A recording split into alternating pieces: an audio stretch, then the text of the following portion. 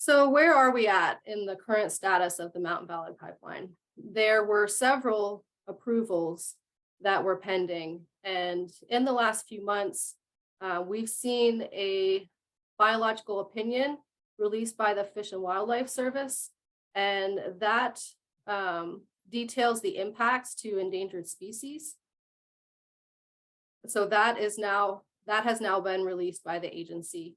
And then just recently, we saw some decisions coming out of the Forest Service and the Bureau of Land Management. And those decisions allowed MVP to cross the Jefferson National Forest and the Appalachian Trail. Still pending are the stream crossings permits. The Army Corps of Engineers has a federal 404, Section 404 of the Clean Water Act.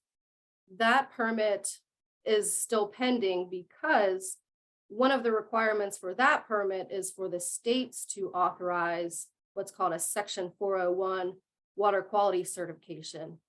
And we, as Kevin had mentioned, we recently won a court case that sent our state agency basically back to the drawing board to fix some of the flaws in that water quality certification. They basically had to certify that MVP could meet water quality standards. And what we have seen and what we know is that they are unable to meet those standards.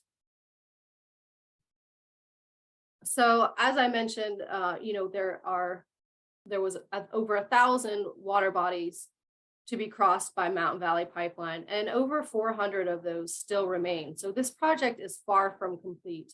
The most sensitive water bodies and the steepest slopes still have not had pipe laid in them. And so over the course of this project, this has been one of the sticking points for Mountain Valley Pipeline, is that they were not able to get this stream crossing permit.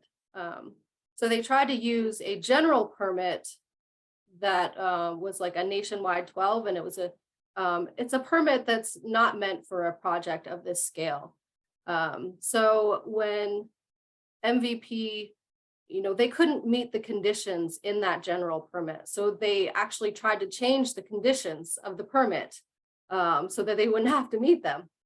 And then there was a new permit that was reissued in 2020 by the Army Corps of Engineers that had those the changes to those conditions, but the court put a hold on it pending review. So then in 2021, MVP applied for an individual permit, and that's a more site specifics that details, each individual stream that would be impacted. And so that is the permit that is currently pending approval by the Army Corps of Engineers.